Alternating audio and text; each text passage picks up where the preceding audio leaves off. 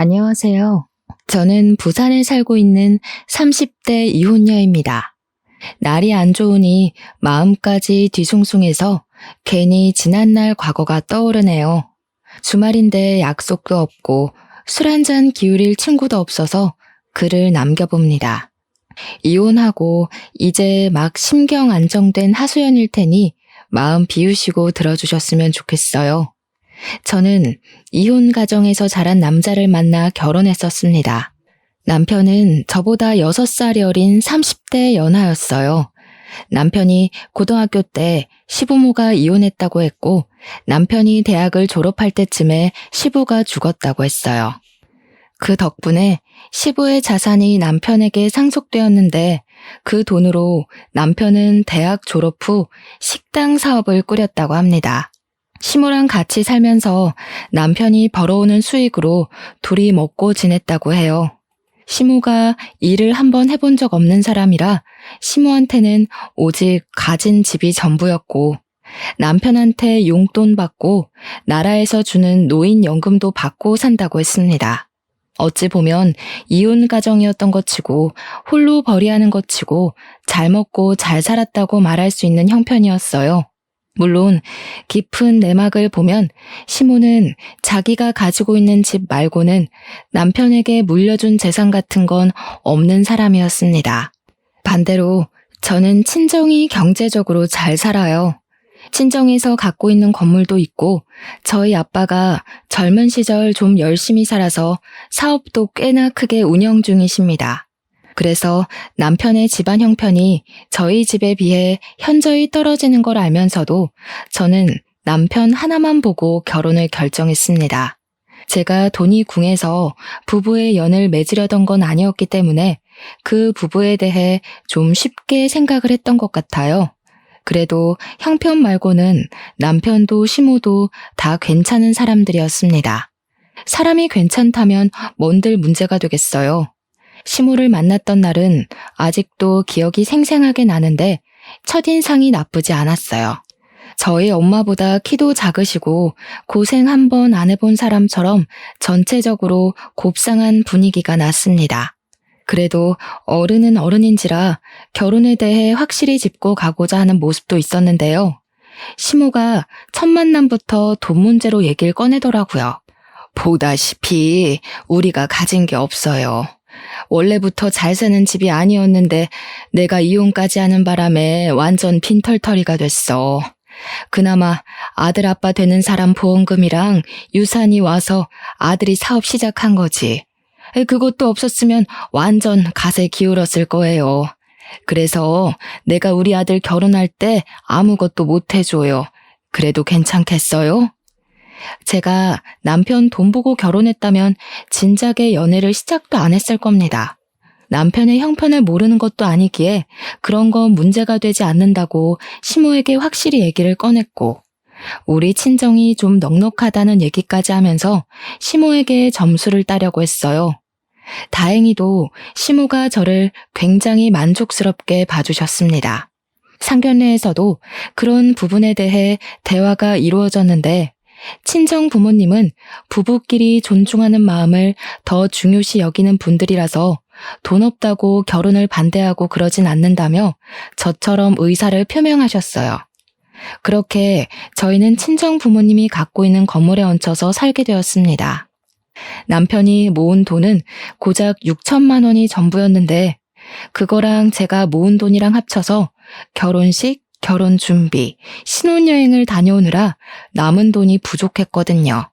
서울에 집을 마련하기에는 턱도 없어서 일단 돈을 더 모으기로 결정했어요. 그러던 어느 날 정말 생각지도 못한 위기에 봉착하게 되었는데 바로 코로나입니다. 저희 집도 코로나 때문에 피해를 봤어요.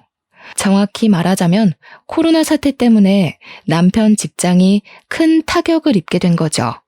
그 탓에 남편은 1년이나 무급 상태가 되었습니다. 그때부터 남편은 집에서 빈둥거리기 시작했어요. 집에만 있으니까 체력이 남아 도는 건지 밤마다 저를 못살게 굴기도 했습니다. 너무 피곤해서 집적거리는 남편을 피하거나 짜증을 내면 남편이 토라져서 거실에서 자곤 했어요. 제가 다음 날에 겨우 달래줘야 남편도 제게 사과를 해오는 식으로 지내왔습니다. 솔직히 이때부터 남편뿐만 아니라 제 생활이 버거웠어요.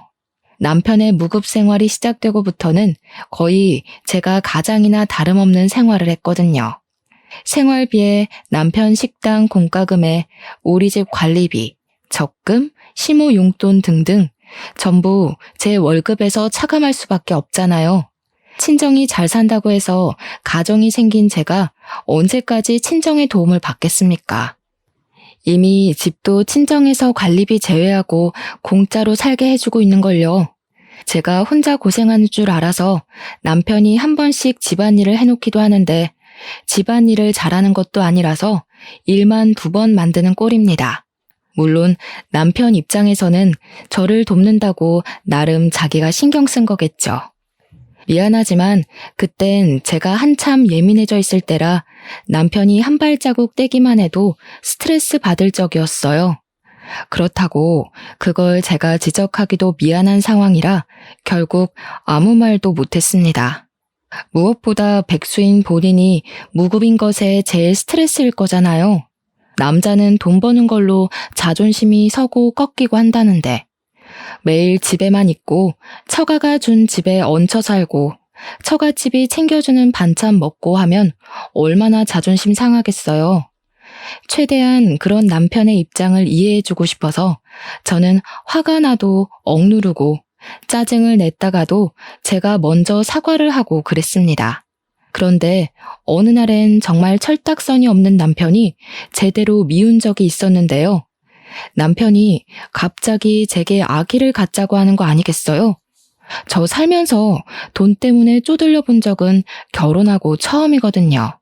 우리 상황이 여의치 않은 거 저랑 남편이 제일 잘하는 상황인데 이 상황에 아이를 낳자니 이거 생각 없는 거 맞죠? 지금 우리가 애 만들 사정이야? 황당해서 웃음도 안 나오네. 우리 둘이서 생활하기도 빠듯한 돈으로 무슨 애를 낳아. 어머님한테도 서운하네. 어머님이야말로 내가 당신 대신 용돈 드리고 있는 거 알면서 어떻게 임신 얘기 쉽게 하실 수가 있어. 그렇긴 한데 엄마가 자꾸 닥달하잖아. 나도 엄마한테 다 설명했지. 지금 내가 돈 못 벌고 있어서 아기가 급한 게 아니라고. 그런데도 엄마는 시기가 중요하다고. 나중에는 애 낳고 싶어도 못 낳는다잖아. 코로나 터지기 전 명절에 시모가 아이 얘기를 묻긴 했었습니다. 그때만 해도 친정 건물에 얹혀 살긴 했으나 돈에 쫓기듯 살 때가 아니라서 진짜로 아이 가질 계획을 했었어요. 근데 누가 코로나 터질 줄 알았겠습니까? 제가 버는 돈으로만 생활을 하다 보니까 아이 계획은 감히 생각도 못 하겠더라고요. 그래서 저는 생활이 나아지고 남편이 다시 사업 일으킬 때까지 미루려고 했어요.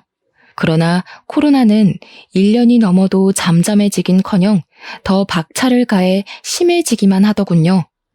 명절날 어디 가지도 못하게 뉴스까지 방송해주는 거 아닙니까? 그때는 남편이 일찍 문 닫기를 잘한 거라고 생각은 했지만 코로나가 끝이 있긴 할까? 그런 고민을 많이 했었어요. 어쨌든 그 시기에는 저희도 시댁이랑 바로 같은 건물에 살고 있는 친정조차 찾아가지 못했습니다. 친정에 전화드리고 시댁에도 안부 전화만 드렸었죠. 그때 시모가 제게 아이 얘기를 직접 했었는데요.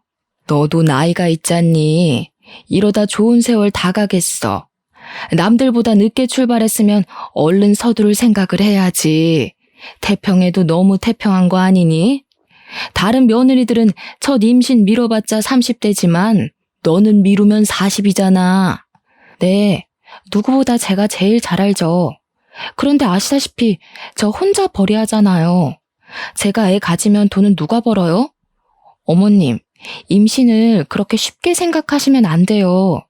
옛날이야 낳고 보는 거였을지 몰라도 요즘은 형편 안 되면 안 낳아야 된다는 계산이 되는 시대라고요. 어머머, 그래서 지금 안 낳겠다는 거냐? 친정에 좀 산다면서 그런 게 뭔 걱정이니? 애 낳고 몸 회복될 때까지만 친정에 손 벌렸다가 다시 직장 복귀하면 되지. 너 일 가면 내가 애 봐주러 갈 수 있는 거고. 젊은 애들 같으면 빠릿빠릿하게 어른 도움 이용할 텐데 수더분한 것도 적당해야 이쁜 거야. 속 터져서야 원. 솔직히 너무 대책 없는 소리라고 생각했습니다. 그러니까 저더러 애 낳는 돈을 친정에 빌려서 얼른 출산하고 몸 괜찮아지면 다시 돈 벌어서 친정한테 갚아줘라. 그 소리잖아요. 어른들 도움을 이용하라는 것도 웃겼어요. 마치 현명한 척 말씀하시는데 어른 이용하는 며느리나 딸이 얼마나 영악한지 모르고 하는 소리 아닙니까? 실제로 그렇게 이용당하면 버르장머리 없다고 뒷말할 거면서. 물론 저 또한 애가 갖고 싶긴 했어요. 제 인생에서 애 없는 딩크의 삶은 생각해 본 적이 없거든요. 시모 말이 강압적이고 생각 없게 들리긴 했지만 자꾸 시기를 미루면 더 힘들어질 것 같은 생각은 들었습니다. 근데 이쯤에서 의문이었던 건 사실 저랑 남편은 결혼하고 단 한 번도 피임을 한 적이 없다는 거였어요. 그런데도 임신 소식이 없었다는 건 문제가 있다는 생각이 문득 들었습니다. 남편한테 아기 얘기를 하면서 피임 부분까지 물었더니 남편도 그 부분에서 의아해하긴 했어요. 저희는 평생 아이 계획이 없는 사람이 아니기 때문에 미래를 위해서 함께 산부인과를 가게 되었습니다. 검사를 했더니 조금 당황스러운 사실을 알게 되었어요. 저는 임신에 문제가 없었으나 남편 정자가 안 좋아서 임신 가능성이 희박하다고 하는 것 아니겠습니까? 저랑 남편이 충격받아서 아무 말도 못하고 있자 의사는 그렇다고 임신 확률이 전혀 없는 건 아니라고 위로해 주더군요. 이런 부부가 덜어 있는데 대부분이 체외 수정을 하기도 한다고 해서 저는 고민을 많이 했습니다. 근데 나이가 더 들면 체외 수정 가능성마저 줄게 될 거라는 의사 말에 크게 흔들렸어요. 남편은 이미 시험관 시술에 동의하는 얼굴을 하고 있었고요. 그러나 걸리는 게 있다면 바로 돈 문제였습니다. 솔직히 남편 무급인 것도 힘든 상태였고 제 돈으로만 모으고 쓰고 하는 것도 버거운 사정이었는데 이 상황에 시험관 비용까지 보태어지면 앞길이 더 막막할 것 같았거든요. 이 부분을 제가 친정 부모님과 의논했더니 친정 부모님은 제게 왜 혼자 앓고 있었냐고 직접 돈을 대주겠다고 해주셨어요. 이미 집도 혼수도 차도 친정 부모님의 손을 빌렸는데 시험관까지 부탁하는 것이 너무 죄송해서 차마 저만 결정을 못 내리고 있었습니다. 그 시점에 남편이 시모에게 제 사정을 얘기한 건지 시모한테서 연락이 왔는데요. 예, 애 낳으면 내가 돈 줄 테니까 시험관 그거 해라. 돈 때문에 고민하는 거라며. 뭘 그런 문제로 쓸데없이 시간 버리고 있어? 네? 어머님이 돈이 어디 있어서요? 시험관 비용 한두 푼 되는 거 아니에요. 솔직히 이런 말씀까진 안 드리려고 했는데 어머님도 지금 생활비 없어서 저한테 탓쓰시잖아요. 어떻게 돈을 대주시겠다는 건데요? 너는 여태 나를 거지로 보고 있었니? 시험관 비용 대준다고 했다가 내가 아주 못 들을 소리를 다 듣는구나. 긴 말하긴 귀찮고 그냥 그런 줄 알고 당장 시험관 해봐라. 시모는 확신에 찬 말로 저를 강압적으로 설득했습니다. 시모가 그동안 꽁쳐둔 돈이 있는 건가? 뭐 때문에 저렇게 확신이 있나 의문이 많이 들었어요. 그렇지만 문득 저도 시댁에 뭐 하나는 받고 싶더라고요. 제 친구들은 시집 갈 때 시댁에서 집 해주거나 혼수를 받는다는데 저는 받은 게 없잖아요. 물론 남편 형편을 알고 제가 받아들였던 부분이기 때문에 따로 받고자 기대했던 건 아니지만 남편이 백수가 될 줄은 정말 몰랐거든요. 그렇다 보니까 사람 마음이라는 게 참 이기적으로 변하더라고요. 이제는 뭐가 되었든 저도 시댁 도움 좀 받아보고 싶었어요. 그래서 고민 끝에 시험관에 도전하기로 결정을 내렸습니다. 친정 부모님한테는 시모가 도와준다고 해서 따로 경제 지원은 받지 않았어요. 대신 친정 부모님이 제 곁에서 격려를 많이 해줬습니다. 음식이라든지 살림이라든지 직접 저희 집에 와서 도와줬어요. 시모는 진짜 돈만 해주고 코빼기도 안 나타나더라고요. 어쨌든 시모가 돈을 대주는 건 감사한 일이었으니 연락을 넣어 한 번씩 안부랑 감사 인사를 전했습니다. 물론 그마저도 전화는 안 돼서 문자로 했지만요. 양가 식구들 모두가 응원하던 저희 부부의 시험관 도전은 결코 쉬운 길이 아니었어요. 힘들다는 말만 들었지 더럽게 힘들더라고요. 자꾸 실패해서 돈은 돈대로 들고 몸만 지쳐갔습니다. 그러던 한날에는 너무 피곤한 탓에 친정집에서 밥을 먹고 실수로 잠이 들어버렸어요. 잠깐 소파에 누웠을 뿐인데 그대로 골아떨어진 거죠. 새벽에 깼을 때야 남편이 먼저 집에 가버렸다는 걸 알았어요. 친정 부모님이 건물 꼭대기에 살고 있었고 우리는 그 아래 2층 살고 있어서 엘리베이터만 타면 되는 거리였거든요. 친정 부모님 말로는 남편이 저더러 여기서 편히 자라고 하고 두고 갔다 합니다. 엄마가 중간에 깨서 얘기해줬는데 저는 내일 출근도 있고 해서 엄마한테만 인사하고 집으로 내려갔어요. 도어록을 따고 들어갔는데 안방에 남편이 없었더라고요. 그새 어딜 갔나 하는 순간 화장실 쪽에서 소리가 들려 가봤습니다. 문 밖으로 담배 냄새도 솔솔 났고 남편 목소리도 들렸어요. 이 자정에 누구랑 연락을 그렇게 하나 엿들어봤다가 아주 기가 막힌 사실을 알게 됐지 뭡니까. 이래서 나이 많은 여자는 아무짝에 쓸모가 없는 거다. 어떻게 만나도 아래로 6살이 아니라 위로 6살을 만난 거니? 남들한테 쪽팔려서 며느리 자랑도 못하겠네. 네가 어디가 모자라서. 아휴, 내 입만 아프지. 엄마가 결혼 안 된다고 더 밀어붙였어야 했는데 다 내 탓이야. 아, 몰라. 노산이니까 어쩔 수 없지. 어차피 늙은 여자랑 결혼해버린 거 그런 것쯤은 엄마가 그냥 이해 좀 해. 근데 시험관 비용은 왜 엄마가 되겠다고 한 거야? 그것도 처가에서 해줄 생각이던데. 듣자 하니 남편은 시모랑 통화를 하는 것 같았습니다. 근데 대화 내용이 좀 이상했어요. 임신 문제는 남편한테 있어서 착상이 잘 안 되었던 건데 남편도 시모도 임신의 문제를 제 탓하고 있었습니다. 애초에 남편이 제 탓으로 말했기 때문에 그런 거겠죠. 너무 황당해서 대화 내용을 끝까지 다 안 듣고 화장실 문을 열어버렸어요. 담배 냄새가 확 나면서 남편이 소리를 비명을 질렀습니다. 남편은 시모가 이 상황을 들을까봐 바로 전화를 끊으면서 담배를 변기에 버리더군요. 깜짝이야. 왜 내려왔어?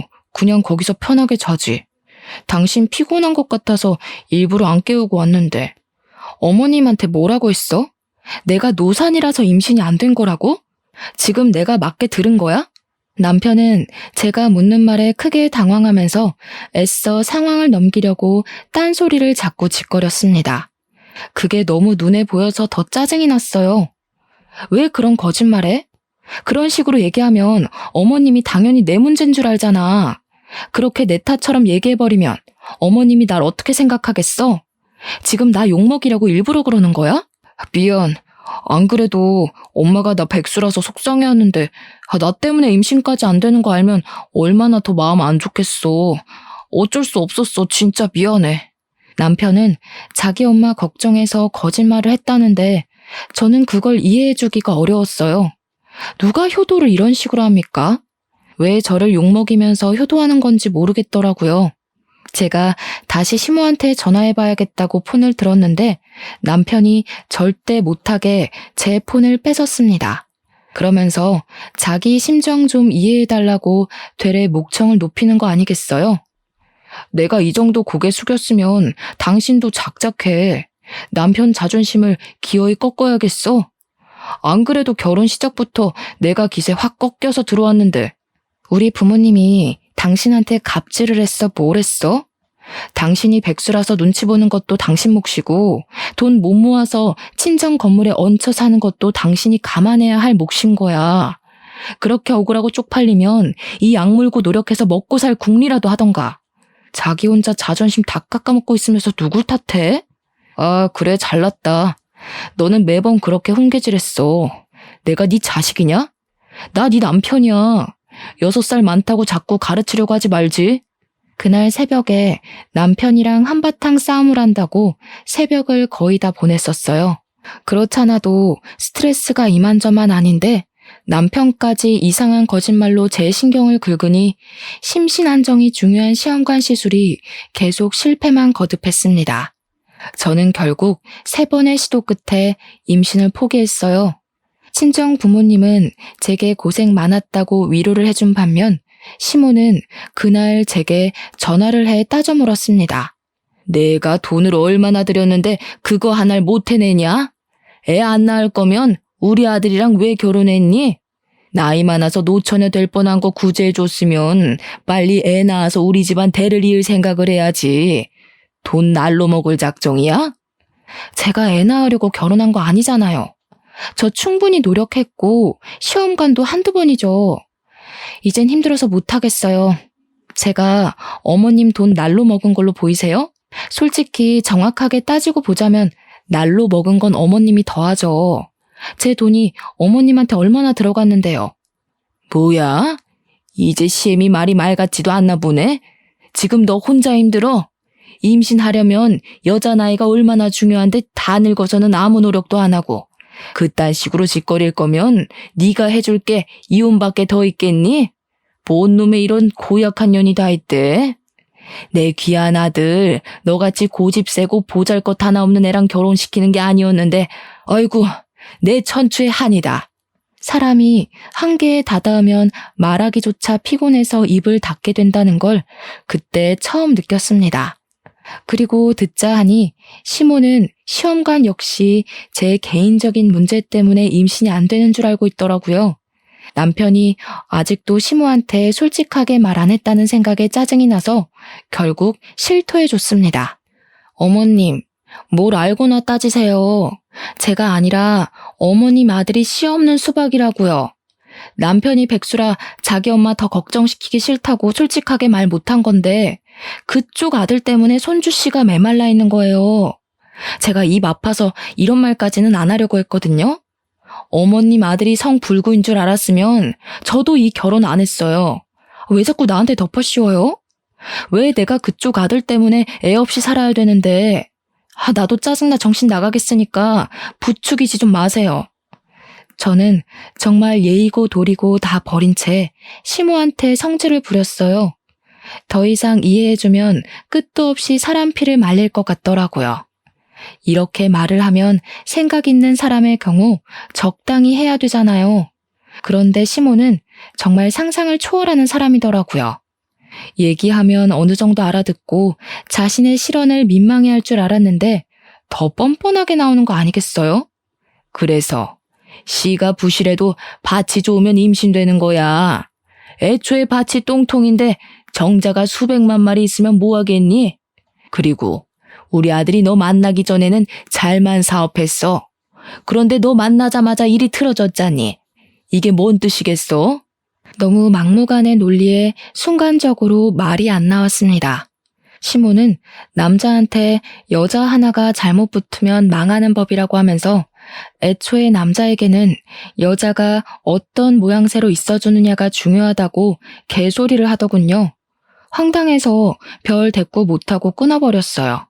이걸 남편한테 얘기해봤자 싸움만 될 거고 그냥 무시하고 살자 생각했는데 어느 날 연락도 없이 시모가 우리 집을 찾아온 게 아니겠습니까? 퇴근하고 왔는데 남편이랑 시모가 식탁에 마주보고 앉아서 밥을 먹고 있더라고요. 보아하니 시모가 반찬 등을 싸온 것 같았습니다. 제가 퇴근했다고 내다보는 것까진 안 바라는데 적어도 저한테 시모가 올 거라고 언질은 해줘야 되는 거 아닙니까? 남편이나 시모나 그들의 무례한 행동에 얼마나 황당하고 화나던지. 그래도 시모가 어른이니까 저는 인사를 드렸고 연락도 없이 어쩐 일이냐고 대우해줬습니다. 애도 안 낳는 게 뭐 바쁘다고 내 아들 밥까지 굶기니?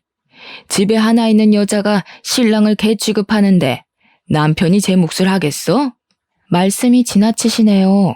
저랑 남편 같이 친정에 밥 먹으러 가요. 남편 혼자 있어도 친정 가서 밥 잘만 얻어먹고요. 이이가 저보다도 더 잘 먹고 잘 사는데 무슨 소리세요? 어디서 눈 하나 깜빡 안 하고 거짓말을 해? 딱 봐도 우리 아들 살이 빠진 것 같구먼. 그러고 보니 넌 좀 살찐 것 같네? 설마 네가 살쪄서 애 못 낳는 걸 괜히 우리 아들 탓으로 뻥친 거 아니냐?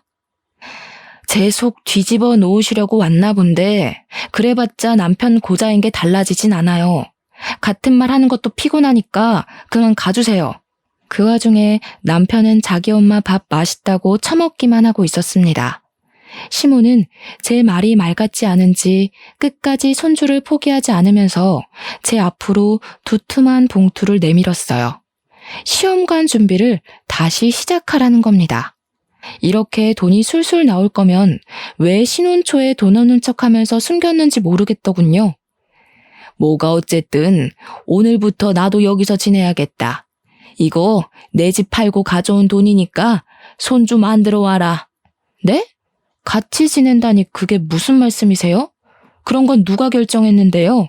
내 아들 사는 집이라 내 마음대로 결정했다. 들어와서 시애미 노릇 톡톡히 해주겠다잖아. 애만 낳아봐라. 내가 어와둥둥하면서 대신 키워주지. 알고 보니 그동안 제 시험관 비용으로 대줬던 돈은 시모가 집을 담보로 대출받았던 거였어요. 지금은 집을 팔아서까지 대출 갚고 남은 돈을 제게 주는 거였고요. 시모는 자기가 자기 재산을 다 바쳤으니까 무조건 손주를 만들어 오라는 명령을 하였습니다. 그것도 충분히 황당했지만 이제부터 우리 집에서 살겠다고 하는 것도 어이가 없었어요. 적어도 같이 살려면 의논을 먼저 해서 집주인의 동의를 구해야 되는 거 아닌가요? 뜬금없이 집을 팔고 와서는 집 없으니까 얹혀 살겠다는 건 무슨 심리인지 이해할 수가 없더군요. 저는 그 봉투를 거절했습니다. 몸이 힘들어서 안 되겠다고 했는데 역시나 시모가 주는 고집이 만만치 않았어요. 이미 집을 팔아버려서 제가 시험관 안 한다고 해도 이 집에 살 수밖에 없다고 하는 거 있죠. 저도 제가 무슨 생각으로 그랬는지 모르겠는데 결국 한 번 더 시험관에 도전하게 되었어요. 거의 자포자기 심정이었고 시모에게 날라올 잔소리에 벌써부터 스트레스가 올라왔습니다. 그런데 놀랍게도 임신이 되어버렸어요. 이건 저뿐만 아니라 온 식구가 놀란 상황이었습니다. 특히 시모가 무엇보다 기뻐하면서 저더러 고생 많았다고 병원에서 회복하는 내내 저를 찾아와 줬어요. 솔직히 그렇게까지 손자의 진심인 시모를 보니까 그간 시모를 욕했던 제 마음이 저도 모르게 흔들리더라고요. 이 정도로 기뻐하는 거였으면 내가 좀 힘들더라도 중간에 포기하지 말 걸 그랬나 생각하며 저를 돌아볼 만큼 저도 감사했습니다. 하지만 역시는 역시인 건지 산후조리까지 마치고 집에 갔더니 시모가 제게 황당한 경고를 하더군요. 앞으로 사돈집에서 내 손자 보고 싶다고 하면 무조건 나한테 허락받아라. 내 돈 들여서 생긴 손자잖니? 내 돈 아니었으면 어디 이 손자가 세상 밖을 나왔겠어? 무슨 일이 있어도 사돈 손에 애 맡기는 일은 없어야 돼. 누가 보면 아기를 애완동물처럼 비용 지불하고 산 줄 알겠어요. 시모 말이 말 같지 않아서 듣는 채 마는 채 했습니다. 그런데 시모가 정말로 우리 친정의 애를 보여주는 걸 아까워하더라고요. 친정 부모님은 시모가 우리 집에 얹혀 사는 걸 이해까지 해줬는데 친정 부모님이 손주 보고 싶다고 집에 오라고 하면 그렇게 반대했어요. 자기한테 물어보라고 한 것도 다 무조건적으로 거절하기 위해서인 것 같았습니다. 혹시라도 제가 몰래 아기를 데리고 친정에 갈까봐 얘기해달라고 한 거였나 봐요. 어느 날 주말에는 친정에 가서 손자 좀 안겨주고자 외출 준비를 했었어요. 친정엄마가 사주신 옷을 아들에게 입히고 있는데 갑자기 시모가 들이닥치더니 기저귀 바람인 아들을 냅다 안아버렸어요. 지금 사돈댁 가려는 거지? 왜 내 말대로 안 하냐? 내가 사돈댁 갈 거면 나한테 미리 말하라고 했잖아. 어머님, 유치하게 왜 이러세요? 어머님이 내주신 돈으로 시험관 한 건 맞지만 제 아이잖아요. 저희 부모님도 손주 보고 싶은 건 당연한 거예요. 어머님 논리대로 밀어붙이실 거면 어머님도 저희 부모님 돈 들어간 이 집에서 나가셔야죠. 어머님은 저희 집 돈 누릴 거 다 누리시면서 왜 손주는 어머님만 봐야 되는데요? 시끄럽다. 딸이랑 아들이랑 같니? 아들은 그 집안의 모든 걸 주는 거랑 마찬가지야. 내가 내 모든 걸 너한테 내줬으니 사돈댁에서 나한테 이 정도 해주는 건 당연한 거지. 너 말 잘했다. 이참에 그만 사돈 건물에서 나가는 게 좋겠어. 사돈댁에서 집 하나 해줄 돈은 있지?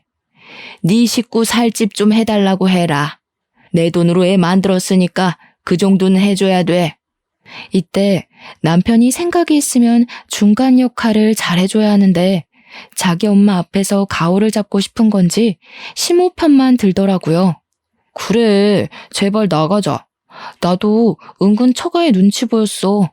당신이 몰라서 그렇지 장인어른이랑 장모님이 매일 나한테 일 얘기하는데 얼마나 숨 막히는지 알아? 우리 엄마 아빠가 그랬다고?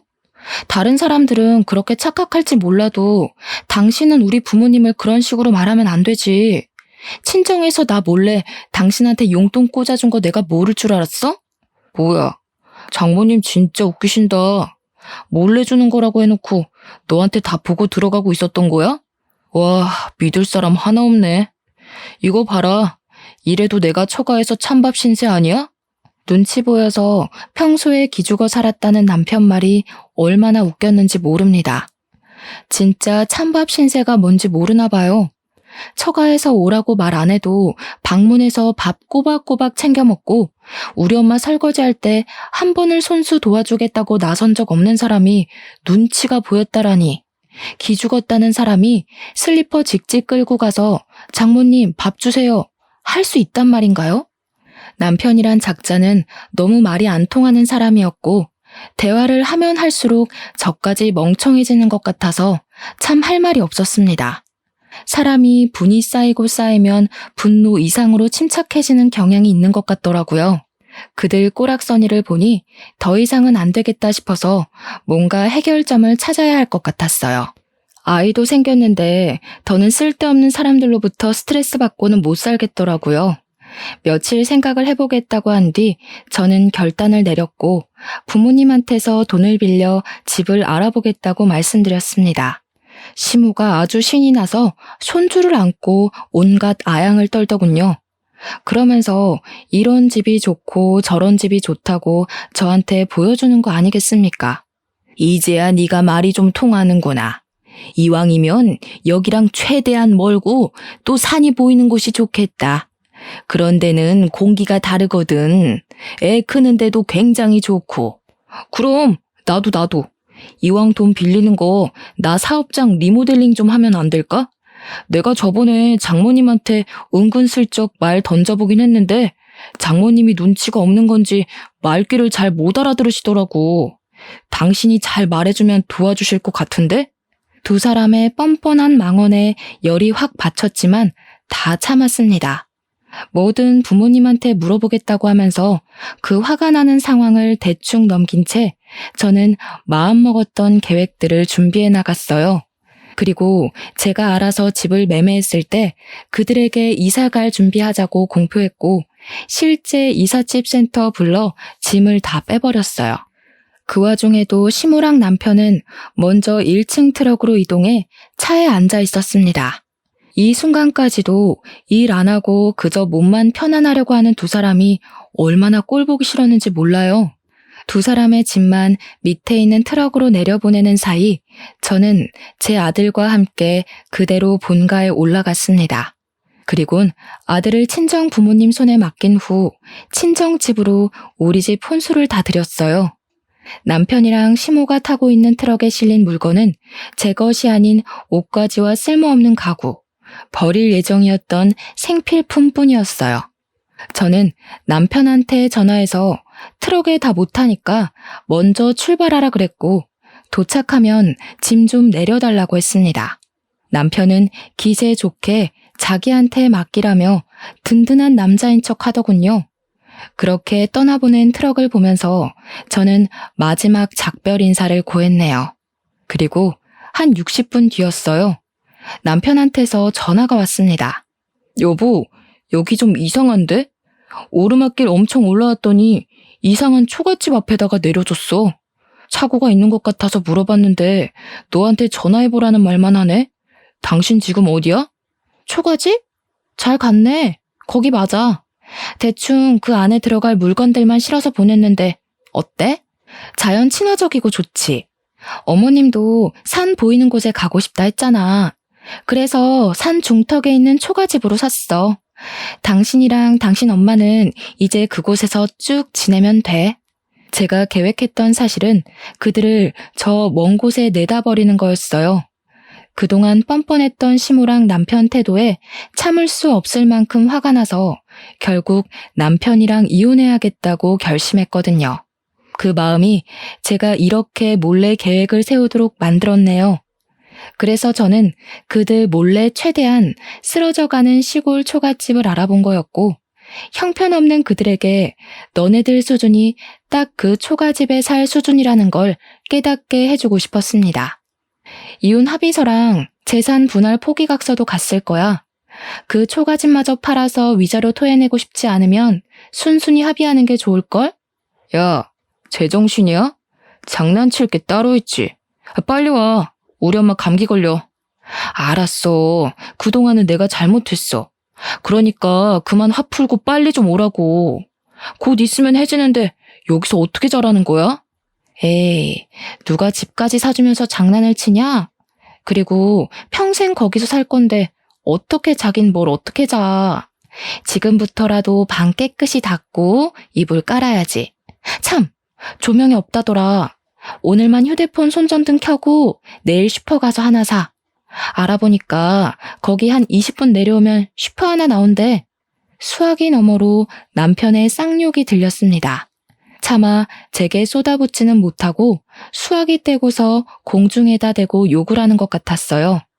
살 구멍이 저밖에 없으니까 최대한 예의는 지키려나 보죠.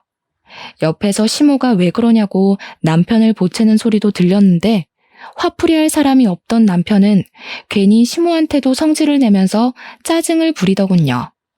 한참 그러다가 다시 휴대폰에 대고 성질을 숨긴 채 제 마음을 돌려놓으려고 했습니다. 여보, 진짜 내가 잘못했어. 당신이 어느 부분에서 화가 난 건지 모르겠는데 나 당신밖에 없는 사람인 거 알잖아. 우리 엄마랑 같이 살아야 돼서 그래? 그럼 내가 엄마 쫓아낼게. 그것도 아니면 내가 처가댁에 함부로 찾아가서 그래? 이제 절대 안 갈게. 내 손으로 밥 해먹고 빨래도 할게. 야, 이게 지금 무슨 소리를 하는 거야? 엄마는 쫓아내다니. 체면상하게 며느리 앞에서 그런 소리를 왜 해? 엄마 하는 말 신경 쓰지 마. 내 말이면 별도 따주는 사람이니까. 여보, 나한테는 우리 엄마보다 당신이 더 필요해.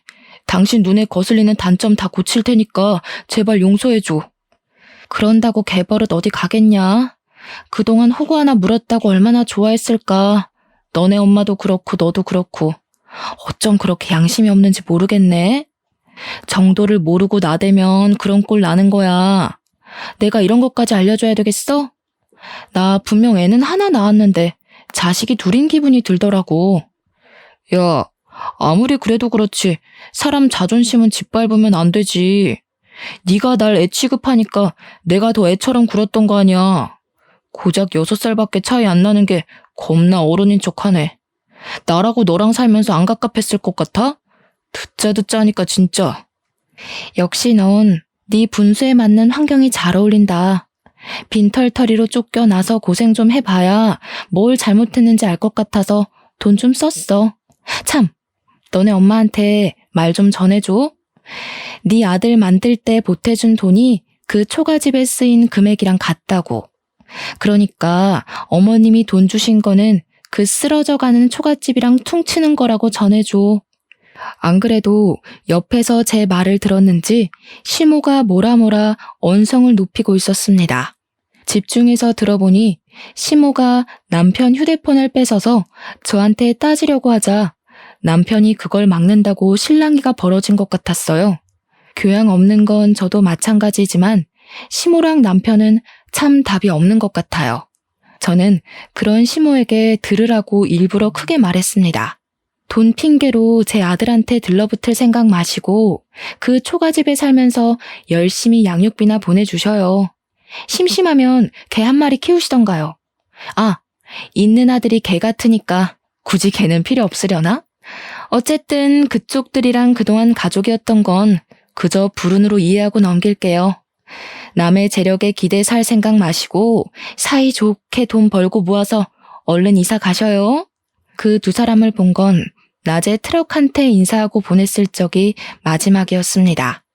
제 인생에 이혼이란 오점은 없어야 된다고 생각해서 솔직히 웬만하면 그 둘을 참고 살려고 했어요. 근데 이혼해보니까 확 느껴지더라고요.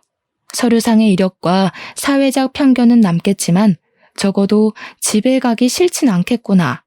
나도 집에서 쉴 수 있겠구나 하는 편안한 마음이 말입니다. 제가 하고 싶은 말은 이혼을 종용할 생각은 없으나 이혼이란 선택지가 나쁘지 않다는 걸 말씀드리고 싶었어요. 어쨌든 그 두 사람을 떼어나고 난 후부터는 제 인생이 바로 오르막길을 타게 되었어요. 그런 와중에 딱 하나 문제가 있었는데요. 제 인생의 문제는 오직 시모랑 남편밖에 없거든요. 역시나 그 둘이 제 골치를 아프게 만들었는데 두 사람이서 저의 이혼 통보를 인정하지 못해 이혼 합의가 계속 미뤄지고 있었다는 겁니다. 제게 그들은 최대한 빨리 떨쳐버리고 싶었던 인연이었던지라 대충 끝낼 수 있는 합의 방향으로 가려고 했던 거거든요. 그런데 계속 이렇게 질질 끌 거면 소송하는 것과 다를 바 없을 것 같아서 할 수 없이 그들한테 연락이 올 때마다 소송 얘기를 꺼내줬습니다. 웃기게도 두 사람은 한두 번 반항하는 것 같다가 결국엔 우편으로 합의서를 보냈어요. 누가 불리한 상황인지 깨달은 거겠죠. 전 남편은 그간 제게 용돈을 받고 살았었는데 제가 카드를 진작에 정지해버렸더니 여기까지 올 차비가 없어서 그런가 찾아오진 않았어요. 하긴 차로 1시간이면 대중교통이나 다른 걸로는 더 오래 걸리는 거리였기 때문에 왔다 갔다 하긴 쉽지 않았을 겁니다. 그 후로도 우리 아들이 100일이 지난 지금까지 그 둘의 모습은 본 적이 없습니다. 나쁜 마음먹은 사람들은 몰래 찾아오기도 한다던데 일 구하고 돈 버느라 바쁜 건지 그런 불상사는 안 생기더라고요. 그래도 꼬박꼬박 양육비는 들어오는 걸 보면 어디서 일을 하긴 하는 것 같았어요. 자기네들 앞으로 된 빚도 갚고 생활비도 하고 양육비까지 보내줘야 하는 거면 절대 전 남편 수입만으론 안 될 겁니다. 제 추측이지만 아마 시모도 일을 하고 있지 않을까 싶어요. 얼마나 잘된 일입니까? 제가 혼자서 가장 일을 다 도맡고 있을 때 그 사람들은 혼자 벌이에서 식구 먹여 살리는 게 얼마나 힘든 건지 모르고 있었거든요. 이제야 뼈저리게 느끼지 않았을까 감히 기대를 해봤네요. 저는 현재 친정에서 지내고 있어요. 몸이 좀 많이 회복되어서 다음 달에 직장으로 복귀할 예정입니다. 친정엄마가 일을 안 하셔서 손자를 봐주신다고 하는데 남의 자식 보는 거 쉽지 않잖아요. 그래서 제가 더 부모님 모시고 여행을 간다든지 용돈을 준다든지 신경을 많이 기울이고 있습니다. 부모님은 그저 자식에게 뭘 받는 걸 미안해 하셨지만 부모 자식을 떠나서 함께 사는 식구고 같은 어른이라면 서로가 서로를 존중해줘야 된다고 생각해요. 한쪽만 희생하는 가족은 오래 행복하기 힘들거든요. 여러분들도 가족이라고 뭐든 다 괜찮겠지 라고 생각하지 마시고 가족이라서 뭐든 더 배려하고 존중하는 마음으로 지내셨으면 좋겠습니다. 우리가 가장 오랫동안 사이좋게 지내야 할 대의는 사회에서 만난 사람들이 아니라 바로 우리 곁에 있는 가족이라는 걸 꼭 기억하셨으면 해요. 말이 길었습니다. 제 사연 들어주신 모든 분들 감사드려요.